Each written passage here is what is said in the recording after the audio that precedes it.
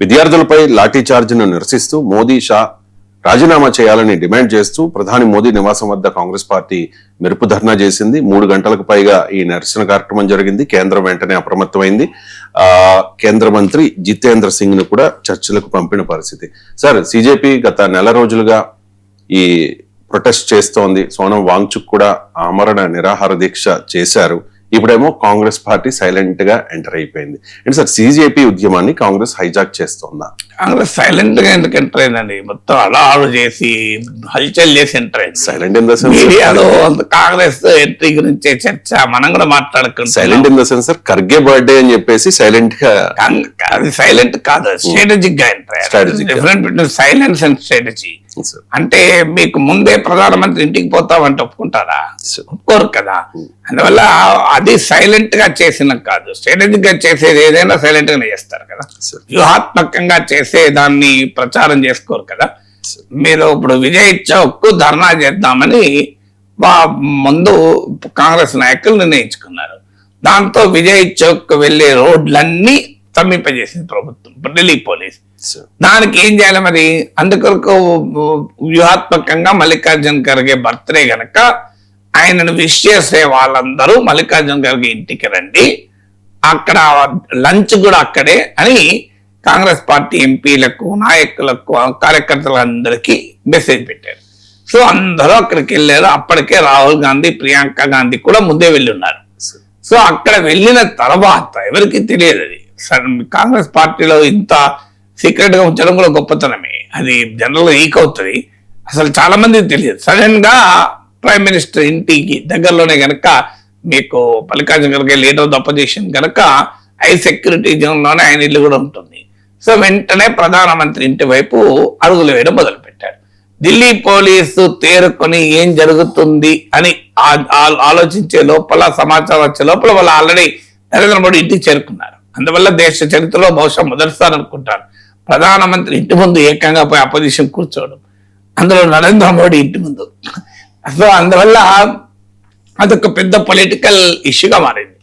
అయితే Congress Janata party demand అనేది ఉండదు కదా. డిమాండ్ అంటే అందరి డిమాండ్. సో ఎవరికి దానిపైన గుత్తాధిపత్యం ఉండదు కదా. ఇప్పుడు మీకు ఆ మాటకు వస్తే కాంగ్రెస్ జనతా పార్టీ ఇంత యాక్టివ్ గా పబ్లిక్ ను మొబిలైజ్ చేయకముందు కూడా పార్లమెంట్ లో కాంగ్రెస్ పార్టీ రైజ్ చేసింది. రాహుల్ గాంధీ బాధిత కుటుంబాలను కలిశారు. అందువల్ల మనం అలా ఆరోపించలేం. అంటే మీకు సివిల్ సొసైటీ ప్రొటెస్ట్ చేస్తుంది గనక అపోజిషన్ పార్టీస్ రియాక్ట్ కాకూడదు అంటే ఎట్లా? దేశంలో వాళ్ళ రాజకీయ పార్టీలు, వాళ్ళ పార్లమెంట్ సభ్యులు, వాళ్ళ ప్రజలు ఎన్నుకున్నారు, వాళ్ళని పార్లమెంటేరియన్స్ గా చూడాలి తప్ప పొలిటికల్ లీడర్లుగా ఎందుకు చూడాలి? సో వాళ్ళు ప్రజాప్రతినిధులు, ప్రజలు రోడ్ల మీద పోరాడుతుంటే ప్రజాప్రతినిధులు ఇళ్లలో కూర్చుంటారా? ప్రజాప్రతినిధుల పనేంటి? పోరాడుతున్న ప్రజలకు సంఘీభావం తెలపాలి, భాషలు వాళ్ళు కదా. నేను 8 ఏళ్ళు ఎమ్మెల్సీగా ఉన్నాను, శాసనమండలి సభ్యుడిగా. ఆ 8 ఏళ్ల కాలంలో శాసన మండలి సమావేశాలు జరిగినప్పుడల్లా బయట ఎవరు పోరాడినా నేను ముందు శాసన మండలిలో అంశం రైజ్ చేసేవాళ్ళం, మళ్ళీ వాళ్ళ పోరాటంలో ప్రత్యక్షంగా పాల్గొనేవాళ్ళం. శాసన మండలిలో రైజ్ చేసేవాళ్ళం, ప్రభుత్వం స్పందన ఉంటే వచ్చి నిరసనకారులకు తెలిపేవాళ్ళం, స్పందన లేకపోతే వాకౌట్ చేసి వచ్చి పోరాటంలో పాల్గొని అరెస్ట్ అయ్యేవాళ్ళం. అందువల్ల ప్రజాప్రతినిధి చేయాల్సిన పని అది. ప్రజాప్రతినిధి పని ఏంటంటే పౌర సమాజంతో కలవాలి, కలిసి పోరాడాలి. పొలిటికల్ గా ఎవరికి బెనిఫిట్, ఎవరికి లాస్, అవన్నీ లాభ నష్టాలు లెక్కలు కాదు.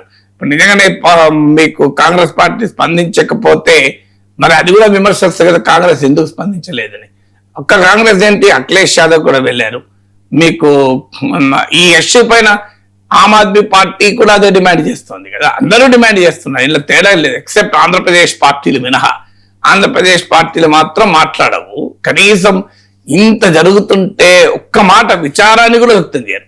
ఢిల్లీలో యువతరం పైన లాఠీలు పలిగితే యువగలం నోరు విప్పరు మీకు ఎక్కడా కూడా. సో ప్రతిపక్ష నేత కూడా మాట్లాడరు. ఆంధ్రప్రదేశ్కున్న ప్రత్యేకతది. సో అందువల్ల మీకు అదొక ఆశ్చర్యంగా ఉంటది. ఇవాళ సాక్షిలో డిబేట్ చూశాను. రాహుల్ గాంధీ ధర్నా పైన డిబేట్లు ఏంటంటే బీజేపీ నిలదీయడం కాదు, కాంగ్రెస్ పార్టీ నిలదీస్తున్నారు డిబేట్లు. మీరు ఆంధ్రప్రదేశ్ లో జరిగే పరిణామాల పైన ఎందుకు మాట్లాడరు అని. అసలు ఢిల్లీదంతా పక్కకు పోయింది, కాంగ్రెస్ ఉద్యమం పక్కకు పోయింది, నీట్ పక్కకు పోయింది, అన్ని పక్కకు పోయి కాంగ్రెస్ ను ఉతికి ఆరేయడం మొదలుపెట్టారు. ఎందుకు? మీరు ఆంధ్రప్రదేశ్ లో అన్యాయాలు జరుగుతుంటే రాహుల్ గాంధీ ఎందుకు మాట్లాడారు? కారణం ఏంటి? బీజేపీని అనడం ఇష్టం లేదు కనుక, బీజేపీని నిలదీయడం జగన్మోహన్ రెడ్డి కూడా ఇష్టం లేదు కనుక. అందుకే మీరు గమనించండి, అఖిలేష్ యాదవ్ వెళ్ళారు, అరవింద్ కేజ్రీవాల్ మద్దతు ఇచ్చారు, డిఎంకే మద్దతు ఇచ్చింది, విద్యార్థుల పోరాటానికి అందరూ మద్దతు ఇచ్చారు. కానీ జగన్మోహన్ రెడ్డి వెళ్ళి పాల్గొన్నాడు. ఇక యువ నాయకుడు నారా లోకేష్ స్పందించారా? పోనీ ఏదన్నా స్పందించండి. ఈ నీట్ ఎగ్జామ్ చాలా బాధేస్తుందనండి. ఆఖరికి ఇప్పుడు స్పందిస్తారేమో. ఇప్పుడు నరేంద్ర మోడీ మహాపాపం అన్నాడు కదా, వీళ్ళు కూడా పాపం అంటారేమో. అప్పటిదాకా మన కనీసం ఆ మాట అనడానికి ఏమున్నది? ఇది జరగకూడదు, ఇది జరగడం బిడ్డలకు అన్యాయము. నీట్ పరీక్ష, దీనికి కఠినంగా ప్రభుత్వం చర్యలు తీసుకోవాలి. ఏదో political statement Dharmendra Pradhan resign చేయమని నేను చంద్రబాబు నాయుడు, పవన్ కళ్యాణ్, లోకేష్ లా అడగను. ఇక్కడ వాళ్ళు ఎన్డీఏ నాయకులు వాళ్ళు ఎలా అడుగుతారు?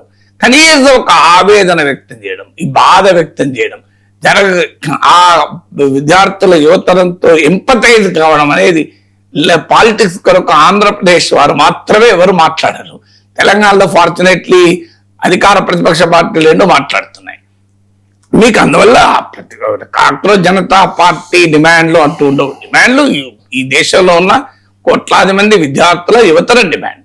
ఆ డిమాండ్లను కాంగ్రెస్ జనతా పార్టీ మాట్లాడొచ్చు, ప్రొఫెసర్ నాగేశ్వర్ మాట్లాడొచ్చు, కాంగ్రెస్ పార్టీ మాట్లాడొచ్చు, రవిశంకర్ మాట్లాడొచ్చు, మీడియాలు మాట్లాడచ్చు, అందరూ మాట్లాడుతుంది కదా. ఆ డిమాండ్లకు బలం చేకూరేది అది ప్రజల డిమాండ్, అది పౌర డిమాండ్. ఆ డిమాండ్ల పైన ఎవరికీ గుత్తాధిపత్యం ఉండదు, రాజకీయ గుత్తాధిపత్యం ఉండదు, పౌర సమాజ సంస్థలు కూడా గుత్తాధిపత్యం ఉండదు. ఆ మాటకు వస్తే పొలిటికల్ పార్టీ సెంటర్ కావడం వల్ల దానికి స్ట్రెంత్ వస్తుంది కదా. అల్టిమేట్ గా పార్లమెంట్ వేదిక కదా. అందువల్ల దాన్ని మనం తప్పుగా అర్థం చేసుకోవాల్సిన అవసరం లేదు. అయితే పొలిటికల్ గా రాజకీయ పార్టీలు అంటేనే పాలిటిక్స్ కదా, వాళ్ళు పొలిటికల్ గేమ్స్ ఆడతారు, వాళ్ళు ఏమి ఐపీఎల్ ఆడరు కదా.